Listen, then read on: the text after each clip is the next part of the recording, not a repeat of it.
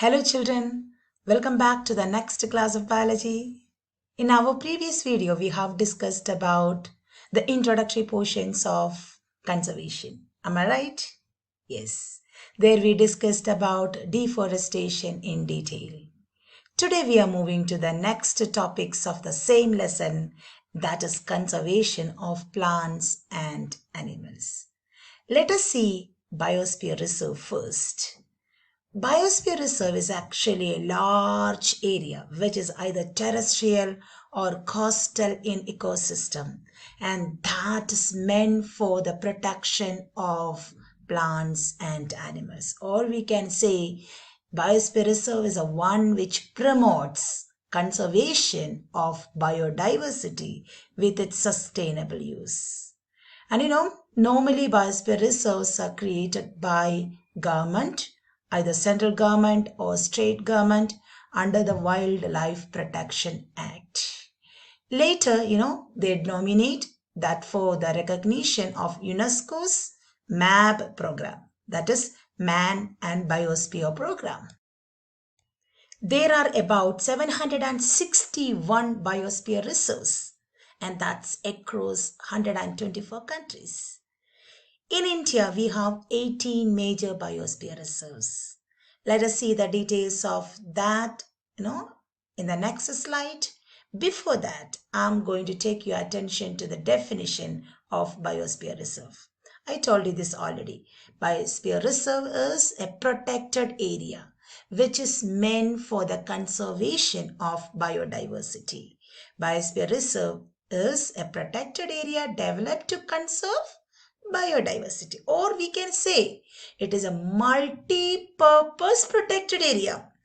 And how it becomes multi-purpose protected area? There they conserve biodiversity, and the integrity of plants and animals, even microorganism will be protected there. Not only it is conserving biodiversity, the education, training, and the awareness creation, everything to be done in regard of the environmental aspects or eco-friendly living, and that is also one of the main work of the biosphere reserve. So let us come to the definition one more time. It is a protected area which is meant for the conservation of biodiversity, and we can also say that it is a multi-purpose protected area. There the biodiversity is conserved, integrity is conserved, and not only that, it is also meant for education purpose, training purpose, and that should create awareness about environmental aspects and also the eco-friendly living. There are 761 biosphere reserves in the world, and it is being distributed among 124 countries. And in India, we have 18 major biosphere reserves. See here the name of the biosphere reserves that you could see in India. And in the map of India, it has been represented the 18 biosphere reserves of India. Okay. The first ever started biosphere reserve in India, and that is Nilgiri Biosphere Reserve, which started in the year 1986. And here it is a Nilgiri Biosphere Reserve. You can see that it's in the border of 3 states, Tamil Nadu, Kerala, and Karnataka. And the recent Biosphere Reserve, it is, Panna, and that is in Madhya Pradesh. And Panna is having a speciality also because, and this is one of the major diamond producing place in India, Panna. Okay. Now coming to Nanda Devi, this you can see in Uttarakhand. In Meghalaya, you can see Nokrek Biosphere Reserve. In Assam, you can see 2 biosphere reserves, and one is Manas, another one is Dibru Saikhowa. Okay, Dibru Saikhowa is the smallest biosphere reserves in India. Coming back to Sundarbans, it's there in West Bengal, Gulf of Mannar, Biosphere Reserve, it's in Tamil Nadu. Great Nicobar, this is an island biosphere reserve that you can see in Andaman and Nicobar Islands. See here. Then in Odisha, we have Simlipal. I already told you, Dibru-Sakhava, it's the smallest biosphere reserve, which is there in Assam. Then in Arunachal Pradesh, we have Dihang Dipang. Pachmari, a famous biosphere reserve in central India, and that is in Madhya Pradesh. Here you can see Pachmari. In central India, three biosphere reserves are there. One is Pachmari, second one is Panna, and the third one is Achnakamar Amarkandak. Of the three, I told you, Pachmari is very important biosphere reserve. The reason is it's the only hill station in central India. Now coming back here, Kanchenjunga, it's in Sikkim. Here you can see Kanchenjunga. It's also called as Kanchenjunga. And now here in Agastya Malay, it is also distributed among two states, that is Tamil Nadu and Kerala. Here Agastya Malay, it's in the border of Tamil Nadu and Kerala. Then it's Achnakamar Amarkandak, already I've shown here, it is there in the central India, and that is in the border of Madhya Pradesh and Chhattisgarh here. Now coming back here, Kutch. Kutch is the biggest, biosphere reserve in India, that is in Gujarat. So don't forget, the smallest biosphere reserve, it's in Assam, Dibru-Sakhava. And the biggest biosphere reserve, it's in Gujarat, and that is Kutch. We have a cold desert as a biosphere reserve, and that is in, Himachal Pradesh, which is called Cold Desert Biosphere Reserve. In Andhra Pradesh, we have a biosphere reserve, and that is Seshachalam Hills.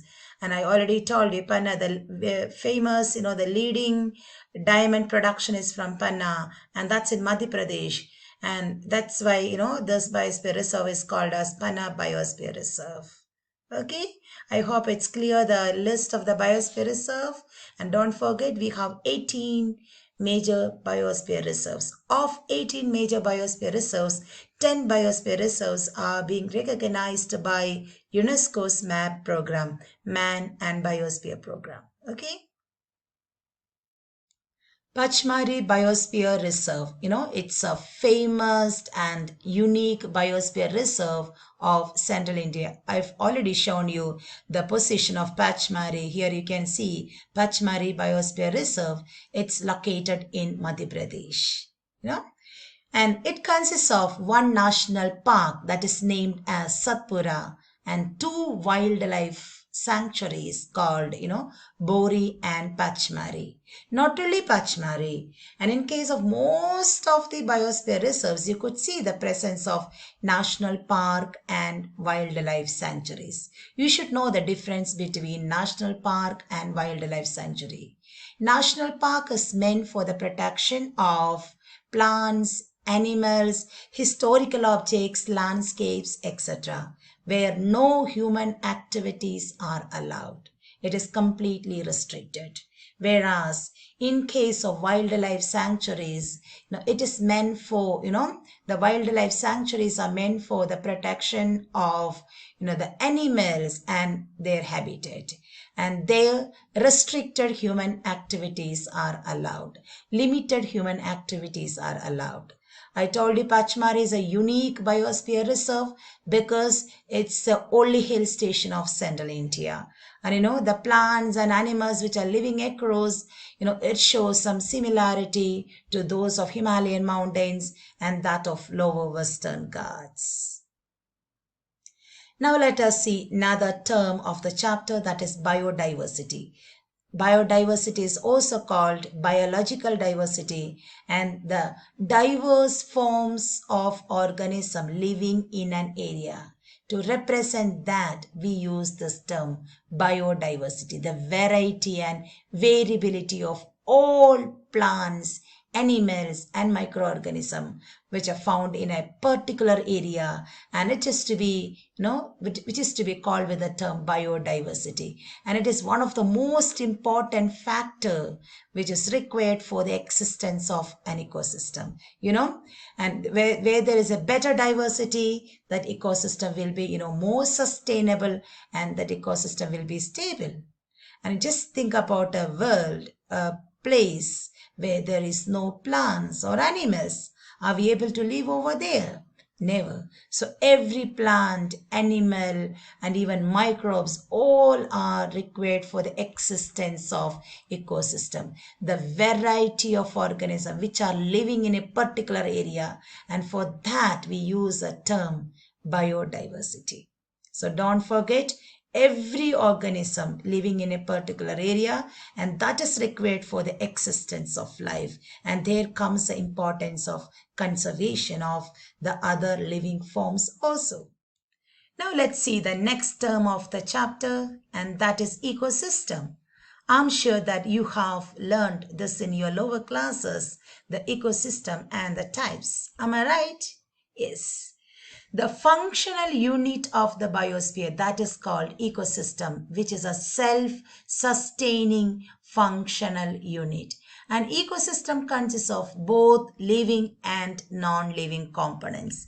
The living components are called biotic ones, and the non-living ones are called abiotic components. And in case of biosphere, there are many interconnected ecosystem. There is no specific existence for any one ecosystem, and all the ones are interrelated. In same way, in each and every ecosystem, you might have learned that there are different types of organisms. We can classify them as producers, consumers, and even decomposers.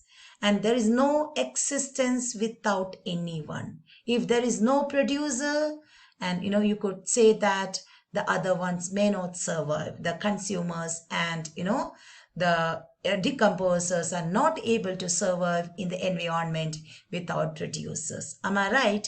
So all the organisms are interconnected. They transfer energy and matter through the process of eating and being eaten. And that happens in ecosystem. That's a main function, one of the main functions of ecosystem. It transfers matter and energy through the process of eating and being eaten. And now the second function it helps in the fixation of solar energy. You know that one, the producers of the ecosystem, the green plants of the ecosystem, they are the one which fix sunlight, that we are not able to do that. Am I right? Yes. I told you an ecosystem is made up of two, both biotic and abiotic components. Biotic component means all the living ones are coming under that. Plants, animals, including microorganisms. And that is coming under biotic components. And in case of abiotic components, that is all the non-living ones are coming under abiotic components. See, for example, wind, energy, solar energy, sun's energy, temperature, gases, different gases, water, everything, all the non-living things comes under the abiotic components, and both are required and both are needed for the existence of, an ecosystem. So should know that ecosystem comprises both biotic and abiotic components. Okay. Now we are moving to the flora and fauna of Pachmari Biosphere Reserve. You know that Pachmari Biosphere Reserve is a unique biosphere reserve because it's the only hill station of central India. Am I right? Yes. Now, coming to the flora and fauna of Pachmari Biosphere Reserve, flora, you should know that it includes plants of an area. Is a word which is used to represent plants of a particular area, whereas animals are being represented with the fauna. The important flora of Pachmari Biosphere Reserve include sal, teak, wild mango, jamun, silver fern, etc. Whereas the important fauna of Pachmari Biosphere Reserve includes wild dog, cheetah, wolf, leopard, blue bull, etc. Okay? Let's see the definition for species. Species includes a group of individuals, a group of similar organisms with same features, same body parts, same function. They eat same kind of food and they live in the same habitat They interbreed among themselves and produce fertile hybrids under natural conditions, and they are called as species. So species includes a group of individuals with similar features, and they reproduce, they interbreed among themselves and produce fertile hybrids. And for that group of organism, we use the term which is called species. See, for example, human species, cat species, dog species. Okay. Let us see what is endemic species. Some of the species you could see it is exclusively seen only in particular area. Such species which are seen only in particular area, and they have been, called as endemic species. The species of plants and animals which are found exclusively in a place is called endemic species. The endemic species of Pachymari includes the endemic flora of Pachymari. They are, sal and wild mango.